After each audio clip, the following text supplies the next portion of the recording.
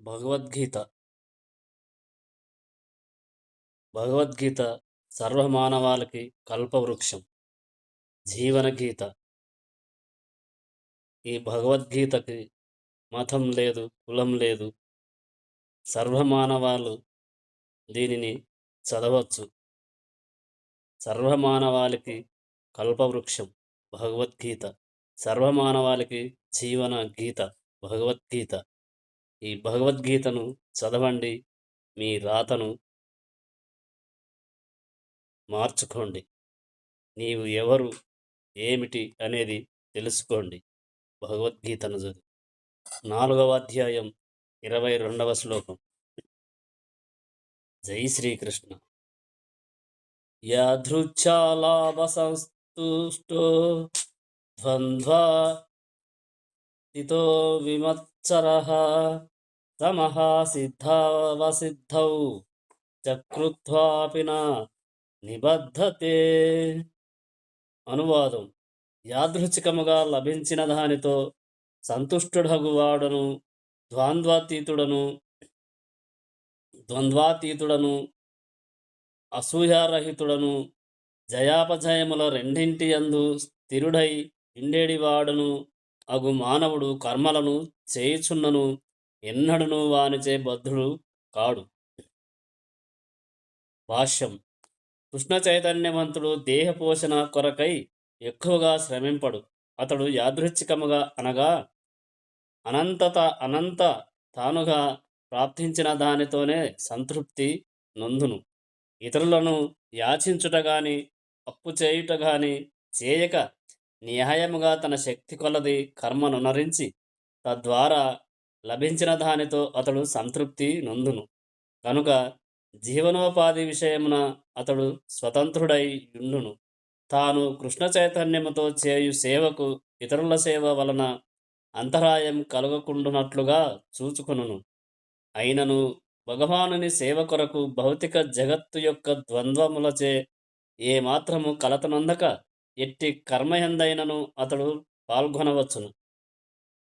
భౌతిక జగత్తునందలి ద్వంద్వములను అనునవి శీతోష్ణముల రూపములో సుఖదుఖముల రూపమున అనుభూతము కలుగుచుండును. కృష్ణ చైతన్యవంతుడు శ్రీకృష్ణుని సంతృప్తి కొరకు ఏ విధముగానైనను తన కర్మలను అనుభవించుటకు వెనుకాడడు. ద్వంద్వాతీతుడు కనుకనే అతడు జయాపజయములు రెండింటి అందును స్థిరుడై యుండును. మానవుడు దివ్య జ్ఞాన సంపూర్ణుడైనప్పుడు ఈ విధమైన లక్షణములను గోచరించును. 23వ శ్లోకం. గత సగ్ధస్య ముక్తస్య జ్ఞానవస్థితచేతసః యజ్ఞాయ చతరః కర్మ సమగ్రం ప్రవీలియతే. భౌతిక ప్రకృతి త్రిగుణముల ఎడ అనాసక్తుడై దివ్య జ్ఞానమునందు సంపూర్ణముగా స్థితుడైన మానవుని సమస్త కర్మలు పూర్తిగా దివ్యతత్వమునందే లీనమగును అని అనువాదం. భాష్యము: సంపూర్ణ కృష్ణ చైతన్యవంతుడు అన్ని ద్వంద్వముల నుండి విముక్తుడై క్రమముగా భౌతిక త్రిగుణముల సంపర్కము నుండి విడివడును. శ్రీకృష్ణునితో గల సంబంధ విషయమున తన నిజస్థితిని ఎరిగియుండుటచే అతడు ముక్తిని పొందవచ్చును. ఈ విధముగా అతని మనస్సు ఎన్నడను కృష్ణ చైతన్యము నుండి మరలింపబడదు. తత్కారణముగా అతడేమి చేసినను అది విష్ణువైన శ్రీకృష్ణుని కొరకే చేయబడుచుండును. కనుకనే అతడు చేయు కర్మలన్నీయు సాంకేతికములుగా యజ్ఞములే యగుచున్నవి. ఎందుకనగా యజ్ఞము పరమపురుషుడైన విష్ణువు లేక శ్రీకృష్ణుని సంతృప్తి కొరకే ఉద్దేశింపబడినది. అట్టి యజ్ఞరూప కర్మల ఫలముల అన్నీయు నిశ్చయముగా దివ్యత్వమునందు లీనమగుటచే వానిని ఉనర్చు వారెవ్వరును కర్మ పరిణామాలచే ప్రభావితులు కారు. 24వ శ్లోకం. బ్రహ్మార్పణం బ్రహ్మ హవిర్భావహం గౌ హవిర్భాగ్మౌహౌన బ్రహ్మణాహుతం బ్రహ్మైవ తేన గస్థవ్యం బ్రహ్మకర్మ సమాధినా. అనువాదం: కృష్ణ చైతన్యమునందు సంపూర్ణముగా నిమగ్నుడైన మానవుడు భగవద్ధామమును నిస్సందేహముగా పొంది తీరును. స్వీకరించు స్వీకరించున్నది మరియు అర్పింపబడినది ఎను రెండును బ్రహ్మమే అయినటువంటి ఆధ్యాత్మిక కర్మలయందు అతడు పూర్తిగా తత్పరుడై యుండుటయే అందులకు కారణం. కృష్ణ చైతన్యంతో కూడిన కర్మలు ఏ విధముగా భాష్యం: కృష్ణ చైతన్యంతో కూడిన కర్మలు ఏ విధముగా మానవుని చివరకు ఆధ్యాత్మిక గమ్యమును చేర్చగలవో ఇక్కడ వివరింపబడినది. కృష్ణ చైతన్యమునందు వివిధ కార్యక్రమములు గలవు. అవి అన్నీయును రాబో శ్లోకములందు వివరింపబడినను ప్రస్తుతము మాత్రం కృష్ణ చైతన్యమునందలి సిద్ధాంతము వివరింపబడినది. భౌతిక తత్వము బుద్ధుడైన బద్ధజీవి భౌతిక భావన ఎందే కర్మ నొనరింపవలసి వచ్చినను ఏదియో ఒక విధముగా అట్టి వాతావరణము నుండి అతడు బయటపడవలెను. ఆ విధముగా బద్ధజీవుడు భౌతిక వాతావరణము నుండి బయటపడు విధానమే కృష్ణ చైతన్యం. ఉదాహరణకు, పాల పదార్థములను అధికముగా భుజించుట చేత కలిగిన అజీర్ణ వ్యాధినే బాధపడు రోగి మరొక పాల పదార్థముచే అనగా పెరుగు వంటి వాటి చేత ఆరోగ్యమును తిరిగి పొందవచ్చును. ఇక్కడ భగవద్గీత యందు చెప్పబడినట్లు భౌతిక భావనలో మునిగిన బద్ధజీవుని కృష్ణ చైతన్యముతో బాగుపరచవచ్చును. ఈ విధానము సాధారణముగా యజ్ఞము లేక విష్ణువు లేక శ్రీకృష్ణుని సంతృప్తి కొరకు చేయబడు కర్మగా తెలియబడుచున్నది. భౌతిక జగత్తునందలి కర్మలు ఎంత అధికముగా కృష్ణ చైతన్యమునందు లేక విష్ణువు కొరకై నిర్వహింపబడునో అంత అధికముగా వాతావరణము ఆధ్యాత్మికముగా రూపొందగలదు. బ్రహ్మము అను శబ్దమునకు ఆధ్యాత్మికము అని అర్థం. శ్రీకృష్ణ భగవానుడే పరబ్రహ్మం. అతని దివ్య శరీర కాంతియే ఆధ్యాత్మిక తేజమై బ్రహ్మజ్యోతిగా పిలువబడును. స్థితిని కలిగిన ప్రతిదియు ఆ బ్రహ్మజ్యోతి అందే నిలిచియుండును. కానీ అట్టి జ్యోతి మాయచే లేక ఇంద్రియ తృప్తిచే ఆవరింపబడినప్పుడు భౌతికమని పిలువబడును. ఈ భౌతికమైన తెరను వెంటనే కృష్ణ చైతన్యంతో తొలగింపవచ్చును. అట్లు కృష్ణ చైతన్యంతో అర్పింపబడిన వస్తువును అట్లు అర్పితమైన దానిని గ్రహించు విధానమును అర్పించువాడును దాని ఫలితములన్నీయును బ్రహ్మము లేక పరతత్వమే ఎనబడును. మాయచే ఆవరింపబడినట్లు కనిపించు బ్రహ్మము భౌతిక పదార్థముగా పిలువబడును. బ్రహ్మము కొరకు వినియోగింపబడిన భౌతిక పదార్థము తన ఆధ్యాత్మిక గుణమును తిరిగి పొందును. భ్రాంతిపూరితమైన చైతన్యమును బ్రహ్మముగా అనగా ఆధ్యాత్మిక తత్వములోనికి మార్చుటయే కృష్ణ చైతన్య విధానము. అట్టి కృష్ణ చైతన్యము నందు మనస్సు పూర్తిగా నెలకొనియుండు స్థితియే సమాధి అని పిలువబడును. అట్టి ఆధ్యాత్మిక స్థితి యందు చేయబడు సర్వము యజ్ఞము లేక భగవానుని కొరకు చేయబడు సేవ ఎనబడును. కనుక అట్టి ఆధ్యాత్మిక చైతన్య స్థితి యందు అర్పించువాడు, అర్పణము గ్రహించువారు లేక నిర్వహించువారు అనగా కర్త, ఫలము లేక అంతిమ లాభములన్నీయు పరబ్రహ్మముతో ఏకమగును. అది ఏ కృష్ణ చైతన్య విధానము. 25వ శ్లోకం. దైవమేవాపరే యజ్ఞం యోగినః పర్యుపాసతే బ్రహ్మజ్ఞావపరే యజ్ఞం యజ్ఞైవోపజుహతి. అనువాదం: కొందరు యోగులు వివిధ యజ్ఞముల ద్వారా దేవతలను లెస్సగా పూజింతురు. మరికొందరు పరబ్రహ్మమనేడి అగ్నియందు హోమమును చేయుదురు. భాష్యం: పైన వివరించినట్లుగా కృష్ణ చైతన్యమున విద్యుక్త ధర్మ నిర్వహణయందు నెలకొనినవాడు పరిపూర్ణ యోగి లేక ప్రథమ శ్రేణి యోగి అని పిలువబడును. కానీ అటువంటి యజ్ఞములనే దేవతార్చనము నందు ఉనరించువారును కొందరు గలరు. మరికొందరు పరబ్రహ్మమును లేక నిరాకార బ్రహ్మమును ఉపాసించువారు కలరు. ఇట్లు వివిధ వర్గములను అనుసరించి వివిధములైన యజ్ఞములు కలవు. కానీ వాస్తవమునకు వివిధ కర్తలచే చేయబడు అట్టి యజ్ఞములందలి వివిధ వర్గములు కేవలము యజ్ఞము యొక్క బాహ్య వర్గీకరణమును మాత్రమే సూచించును. కానీ వాస్తవమునకు యజ్ఞుడని పిలువబడు దేవాది దేవుని అనగా విష్ణువు ప్రీత్యర్థము చేయబడినది కనుక వివిధములైన యజ్ఞములనన్నింటినీ రెండు ప్రధాన తరగతులుగా విభజించవచ్చును. ఒకటి లౌకిక సంపదల కొరకై చేయబడు యజ్ఞము, మరొకటి దివ్యజ్ఞాన ప్రాప్తి కొరకు చేయబడు యజ్ఞము. కృష్ణ చైతన్యవంతులు దేవాది దేవుని సంతృప్తి పరచుటకై భౌతిక వస్తువులనన్నింటినీ త్యజింతురు. తాత్కాలిక సుఖమును గోరువారు తమ భౌతికార్థములను ఇంద్రుడు, సూర్యుడు వంటి దేవతలను సంతృప్తిపరచుటకై అర్పింతురు. ఇతరులైన నిరాకారవాదులు అనగా మాయావాదులు నిరాకార బ్రహ్మమునందు లీనమగుట ద్వారా తమ వ్యక్తిత్వమును అర్పింతురు. భౌతిక జగత్తును పాలించుట మరియు దాని యందు వెలుగు, జలము, ఉష్ణము మున్నగు వాటిని సమకూర్చేందుకు దేవాది దేవునిచే నియమింపబడిన శక్తివంతులైన జీవులే వివిధ దేవతలు. భౌతిక లాభములందు ఆసక్తి కలిగిన వారు అట్టి దేవతలను వైదిక కర్మకాండ అనుసరించి చేయబడు పలు యజ్ఞముల ద్వారా పూజింతురు. అట్టివారు బహిస్వస్వరవాదులు లేక పలు దేవతలను విశ్వసించువారు అని పిలువబడుదురు. కానీ కొందరు దేవతల రూపములను తాత్కాలికములని భావించి పరతత్వము యొక్క నిరాకారతత్వమును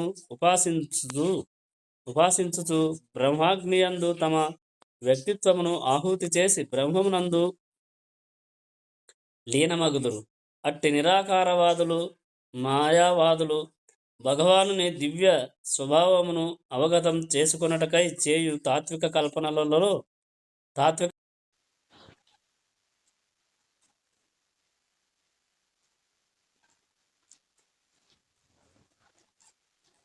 భగవానుని దివ్య స్వభావమును అవగతం చేసుకొనుటకై చేయు తాత్విక కల్పనలలో తమ కాలమును వినియోగింతురు. ఈ విషయమున కామ్యకర్మలను చేయువారు తమ భోగానుభవము కొరకు తమకున్న భౌతికార్థములను అర్పింపగా, మాయావాదులు బ్రహ్మమునందు లీనమయ్యే ఉద్దేశముతో తమ భౌతిక ఉపాధులను అర్పింతులని మరో మాటలో చెప్పవచ్చును. అట్టి నిరాకారవాదికి పరబ్రహ్మమే యజ్ఞగుండం మరియు వ్యక్తిత్వమే బ్రహ్మాగ్నియందు అర్పింపబడేది ఆహుతి. కానీ అర్జునుని వంటి కృష్ణ చైతన్యవంతుడు కేవలం శ్రీకృష్ణుని ప్రీతి కొరకై సర్వమును అర్పించును. ఈ విధముగా అతని భౌతిక సంపదలు మరియు ఆత్మ అన్నీను శ్రీకృష్ణునికి అర్పింపబడను. ఈ విధముగా అతడు ప్రథమ శ్రేణి యోగి అయ్యున్నాడు. కానీ అతడు తన వ్యక్తిత్వము నెన్నడును కోల్పోవడు. 26వ శ్లోకం. శ్రోత్రాదీనింద్రియాణ్యన్యే సంయమాగ్నేషు జుహ్వతి. సంయమాగ్నిగా జుహ్వతి. శబ్దాదీన్విషయాన్యన్య ఇంద్రియాగ్నిగా జుహ్వతి.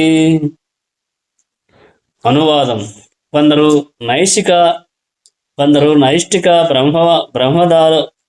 నైష్టిక బ్రహ్మచారులు శ్రవణాది ఇంద్రియ కార్యములను మరియు ఇంద్రియములను మనోనిగ్రహం అనేది అగ్నియందు హోమము చేయుదురు. మరికొందరు నియమబద్ధులైన గృహస్థులు ఇంద్రియములనే అనేది అగ్నియందు ఆహుతి చేయుదురు. భాష్యము. బ్రహ్మచారి, గృహస్థుడు, వానప్రస్థుడు, సన్యాసి అను 4 ఆశ్రమముల మానవులందరూ ఉత్తమ యోగులు లేదా ఆధ్యాత్మికులు కాగలుగునట్లుగా మానవ సమాజ విభజన ఉద్దేశింపబడినది. మానవ జన్మ జంతువుల వలె ఇంద్రియానుభవమును అనుభవించుటకు ఉద్దేశింపబడినందున మానవుడు క్రమముగా ఆధ్యాత్మిక జీవనమందు పరిపూర్ణుడయ్యేడి విధముగా 4 ఆశ్రమములు ఏర్పాటు చేయబడినవి. బ్రహ్మచారులు ఆధ్యాత్మికాచారిని నిర్దేశమున ఇంద్రియ భోగములను త్యజించుట ద్వారా మనస్సును నిగ్రహించుటకు యత్నింతురు. శ్రవణమనున్నది అవగాహన కొరకు మూల సూత్రమైనందున బ్రహ్మచారి కేవలము కృష్ణ చైతన్యమునకు సంబంధించిన వచనములను మాత్రమే శ్రవణము చేయును. అనగా అతడు కృష్ణ భగవానుని లీలల శ్రవణ కీర్తనములందు పూర్తిగా నిమగ్నుడై ఉండును. హరేర్నామ హరేర్నామ హరేర్నామ సుకీర్తనం హరేర్న మానుకీర్తనం అతడు తన శ్రవణమును హరే కృష్ణ అను దివ్య శబ్ద తరంగముల శ్రవణమునందే వినియోగించుచు ఇతర భౌతిక ధ్వని తరంగముల నుండి తనను నిగ్రహించుకును.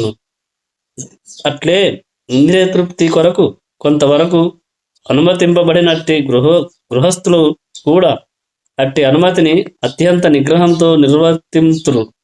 మైథున భోగము మత్తు పదార్థములను సేవించుట, మాంసభక్షణము అనునవి మానవ సంఘము యొక్క సాధారణ స్వభావములు. కానీ నియమబద్ధుడైన గృహస్థుడు నియంత్రణ లేని మైథన భోగమునందు కానీ ఇతర ఇంద్రియ భోగములందు కానీ నిమగ్నుడు కాడు. మైథన జీవనమును నియంత్రింపగలిగేది కావుననే ధర్మసమ్మతమైన వివాహము నాగరిక సమాజమంతటా ప్రచారము నొందియున్నది. నియమబద్ధుడైన గృహస్థుడు ఉన్నతమైన ఆధ్యాత్మిక జీవితం కొరకు తన సాధారణ స్వభావమైన ఇంద్రియ తృప్తిని త్యజించుచున్నందున అట్టి నియమితమైన అనాసక్తి కూడిన ఈ సంభోగ జీవితము కూడా ఒక విధమైన యజ్ఞముగానే పరిగణింపబడును. 27వ శ్లోకం. సర్వాణీంద్రియా కర్మాణి ప్రాణకర్మాణి చాపరే ఆత్మసంయమయోగాగ్నౌ జుహ్వతి జ్ఞానదీపితే. అనువాదం. ఇంద్రియ మనోనిగ్రహము ద్వారా ఆత్మానుభవమును సాధించుటయందు ఆసక్తి గలవారు కొందరు ఇంద్రియ కర్మలను మరియు ప్రాణవాయువు కర్మలను మనోనియమం అనేడి అగ్నియందు ఆహుతులుగా అర్పింతురు. భాష్యము. ఇందులో పతంజలిచే ప్రతిపాదింపబడిన యోగ పద్ధతి సూచింపబడినది.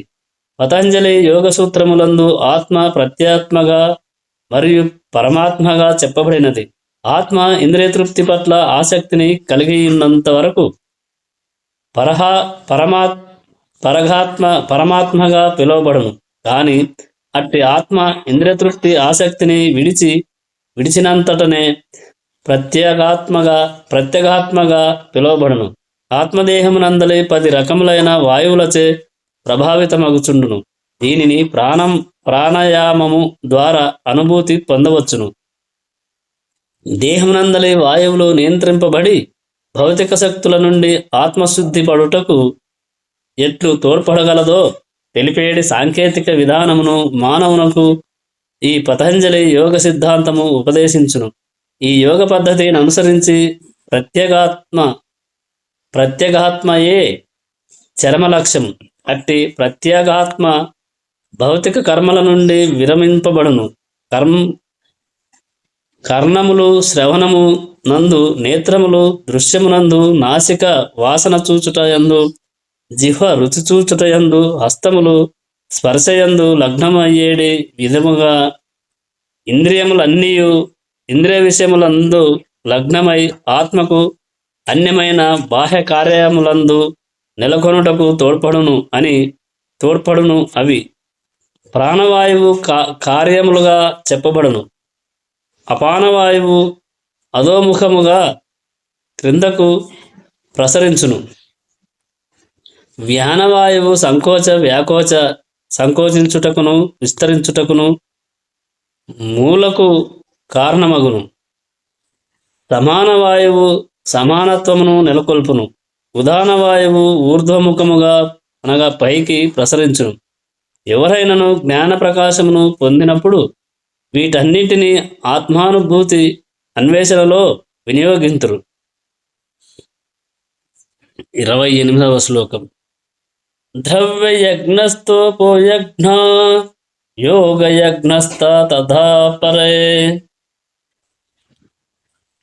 స్వాధ్యాయజ్ఞాన యజ్ఞచ్చ యతయః సంసితవ్రతాః.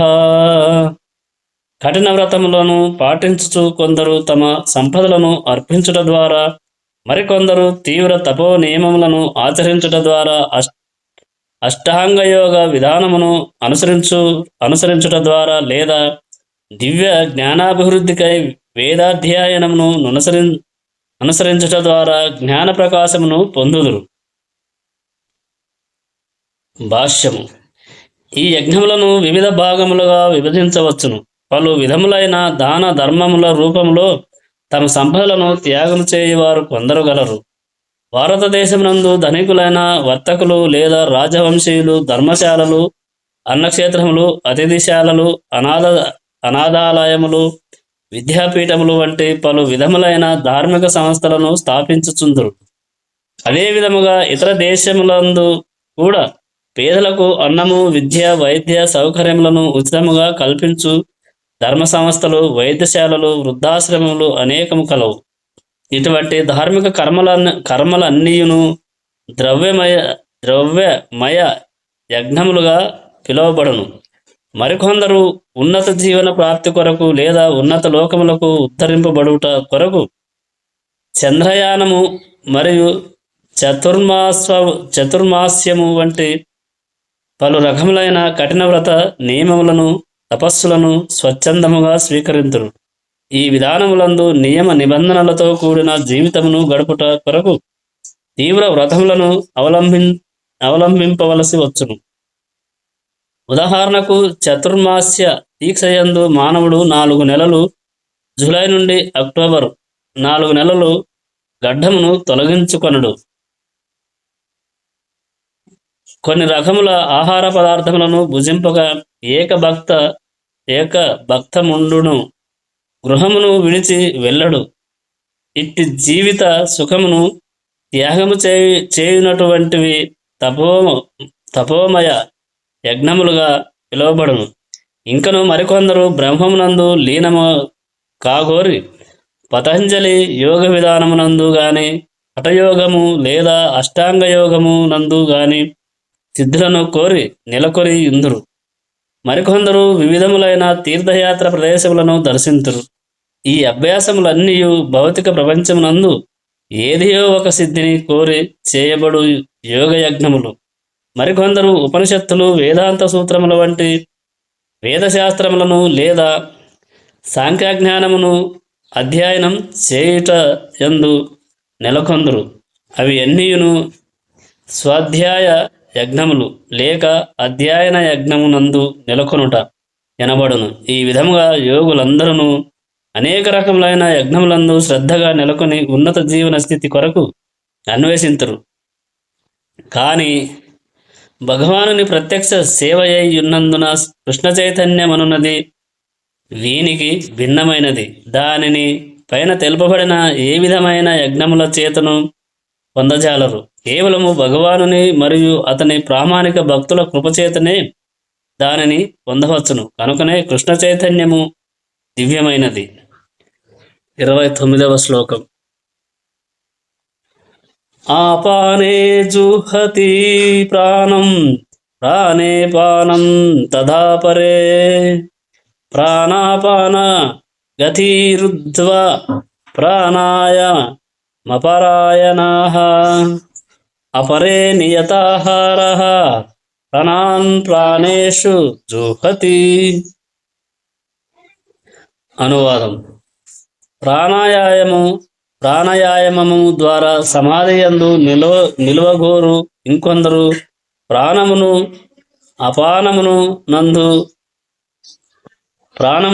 అపానమునందు మరియు అపానమును ప్రాణమునందు అర్పింపయత్నించి శ్వాసను సంపూర్ణముగా బంధించి అంత్యమున సమాధి మగ్నులగుదురు. మరికొందరు ఆహారమును నియంత్రించి ప్రాణవాయువునందే యజ్ఞముగా అర్పింతురు. భాష్యము. శ్వాసను నియంత్రించునట్టి ఈ యోగ పద్ధతి ప్రాణాయామము ప్రాణాయామము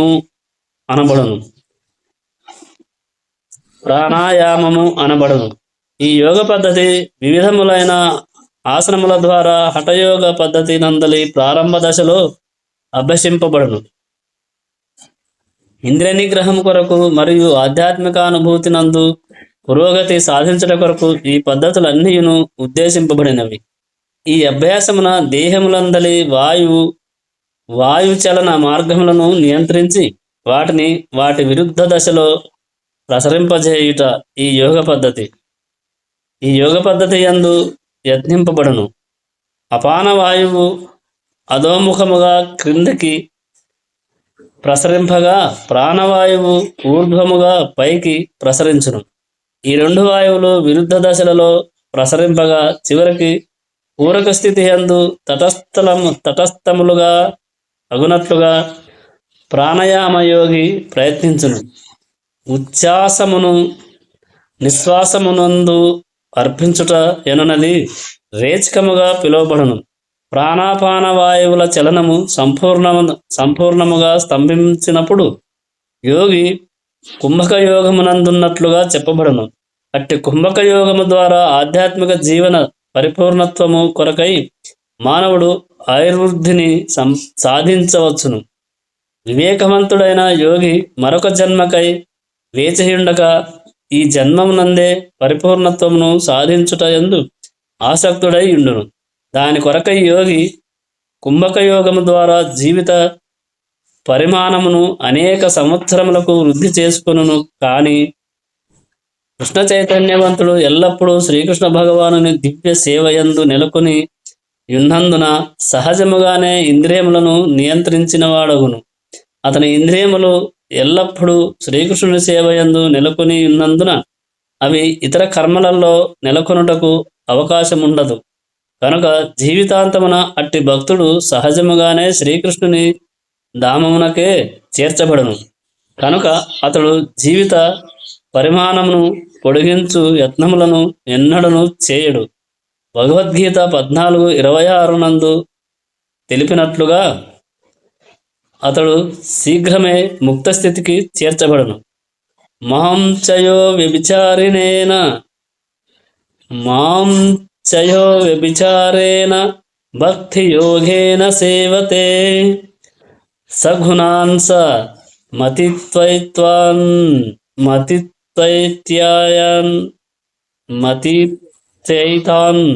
బ్రహ్మ భూయాయ కల్పతే.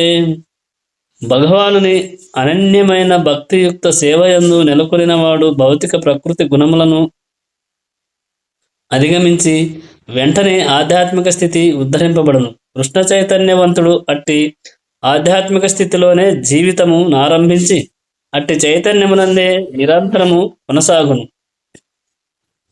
కనుక పతనమనేది ప్రశ్నయే ఉదయింపదు.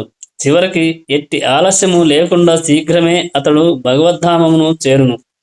కేవలము కృష్ణ ప్రసాదమును గ్రహించుట ద్వారా మానవుడు ఆ ప్రయత్నముగానే ఆహారమును నియంత్రించిన వాడగును. అట్టి ఆహార నియంత్రణ ఇంద్రియ నిగ్రహమునకు ఎంతగానో తోడ్పడగలదు. అట్టి ఇంద్రియ నిగ్రహము లేనిదే భౌతిక భవబంధముల నుండి ముక్తిని సాధించుటకు అవకాశమే లేదు. 30వ శ్లోకం. సర్వేష్యతే యజ్ఞవిదో యజ్ఞక్ష హితకల్మషాః యజ్ఞశిష్టామృత భుజో యాంతి బ్రహ్మ సనాతనం. అనువాదం. యజ్ఞ ప్రయోజనము నెరిగిన ఈ కర్తలందరూ పాపఫలముల నుండి శుద్ధులగుదురు. అట్టి యజ్ఞఫలములనేడి అమృతమును ఆస్వాదించిన వారు సనాతన ధామమును వైపునకు పురోగమింతురు. భాష్యము. పైన తెలుపబడిన వివిధ యజ్ఞముల ద్రవ్యమయ యజ్ఞము, స్వాధ్యాయ యజ్ఞము, యోగయజ్ఞము, వివరణను బట్టి ఇంద్రియ నిగ్రహమే వాటన్నిటి పరమలక్ష్యమని తెలియచున్నది. ఇంద్రియ తృప్తియే భవబంధములకు భవబంధమునకు మూల కారణము. కనుకనే ఇంద్రియ తృప్తి నుండి విడివడినట్టి భిన్న స్థితియందు నెలకొనినదే ఎవ్వరును సంపూర్ణ జ్ఞానమును మరియు ఆనందములతో సచ్చిదానందము కూడినట్టి శాశ్వత స్థితికి ఉద్ధరింపబడు అవకాశమే లేదు. అట్టి స్థితి సనాతన జగత్తునందు పరబ్రహ్మ కాశమున గలదు. పైన పేర్కొనబడిన యజ్ఞములన్నీయును భౌతిక జీవితపు పాప ఫలముల నుండి శుద్ధి నొందుటకు మానవునకు తోడ్పడను. జీవితమునందలే ఇట్టి పురోగతి ద్వారానే మానవుడు ఈ జీవితమునందు సుఖమును మరియు సంపదలను పొందుటయే కాకుండా చివరికి నిరాకార బ్రహ్మమునందు లీనమగుట ద్వారా కానీ లేదా దేవాది దేవుడైన శ్రీకృష్ణునితో సాంగత్యము పొందుట ద్వారా కానీ శాశ్వతమైన భగవద్ధామమును ప్రవేశింపగలడు. 31వ శ్లోకం. నాయం లోకోస్త్యస్య యజ్ఞస్య కుతోస్య నాయం లోకోతస్య యజ్ఞస్య కుతోన్యః కురు సత్తమా. అనువాదం. ఓ కురువంశ శ్రేష్ఠుడా, యజ్ఞమును నిర్వహింపకుండా ఎవరును ఈ లోకమున గాని ఈ జన్మమునందు గాని అనంతముగా జీవింపలేరు. అట్టి ఎడ ఇక తరువాతి జన్మమును గూర్చి వేరుగా చెప్పనేలా. భాష్యము. జీవుడు ఎటువంటి భౌతిక స్థితి యందున్నను తన నిజస్థితి పట్ల అజ్ఞానమును కలిగియుండును. అనగా మన పాపజన్మల ఫలముల కారణముగానే భౌతిక జీవితం ఏర్పడుచున్నది. పాపజన్మమునకు అజ్ఞానమే కారణము. అట్టి భౌతిక బంధములతో జీవనము కొనసాగించుటకు పాప జీవితమే కారణము. భవబంధము నుండి విముక్తి పొందుటకు మానవ రూపమైన జీవితం యొక్కటే సరి అయిన సాధనము. కనుకనే వేదములు దానిని సాధించుటకు ధర్మము, అర్థము, నియమిత ఇంద్రియతృప్తి, చివరికి దుఃఖపూరిత స్థితి నుండి సంపూర్ణముగా విముక్తి అనేడి మార్గములను చూపుట ద్వారా మనకు ఒక అవకాశము నొసుగుచున్నవి. ధర్మ మార్గము సహజముగానే మన సమస్త ఆర్థిక సమస్యలను పరిష్కరింపగలదు. జనాభా పెరుగుదల అధికమైనను యజ్ఞ నిర్వహణము ద్వారా సమృద్ధిగా ఆహారము, పాలు మున్నగునవి లభింపగలవు. దేహము చక్కగా పోషింపబడినప్పుడు సహజముగానే ఇంద్రియ భోగానుభవ భావము కలుగును. కనుకనే వేదములు నియమిత ఇంద్రియ తృప్తి కొరకై పవిత్ర వివాహ పద్ధతిని నిర్దేశించుచున్నవి. తద్వారా మానవుడు క్రమముగా భౌతిక బంధము నుండి విముక్తుడై ఉన్నత స్థితికి ఉద్ధరింపబడను. భగవానునితో సాంగత్యమును పొందుటయే అట్టి ముక్త జీవిత స్థితి అందలి అత్యున్నత పరిపూర్ణత్వము. ఇది వరకే వివరించినట్లు అట్టి పరిపూర్ణత్వము యజ్ఞాచారము ద్వారానే లభింపగలదు. అట్లు వేదములను అనుసరించి యజ్ఞములను నిర్వహించుట యందు మానవుడు ఆసక్తుడు కానిచో ఈ జీవితమునందు సుఖమును ఊహింపలేడు. ఇక ఇతర దేహమునందు ఇతర లోకములందు గల సుఖమును గూర్చి చెప్పేదేమున్నది? వివిధ యజ్ఞములను నిర్వహించు వారికి అమితానందమును కలిగించుటకు స్వర్గలోకములందు వివిధ ప్రమాణములలో భౌతిక సుఖములు గలవు. కానీ కృష్ణ చైతన్య అభ్యాసము ద్వారా ఆధ్యాత్మిక లోకములకు ఉద్ధరింపబడుటయే మానవునికి అత్యున్నతమైన ఆనందమై ఉన్నది. కనుకనే కృష్ణ చైతన్యముతో కూడిన జీవితము మాత్రమే సమస్త భౌతిక జీవన సమస్యలకు పరిష్కారమై ఉన్నది. 32వ శ్లోకం. ఏవం బహువిధా యజ్ఞా విదితా బ్రహ్మణో ముఖే కర్మజాన విద్ధితాన్ సర్వనేవం జ్ఞానత్వ విమోక్షసే. అనువాదం.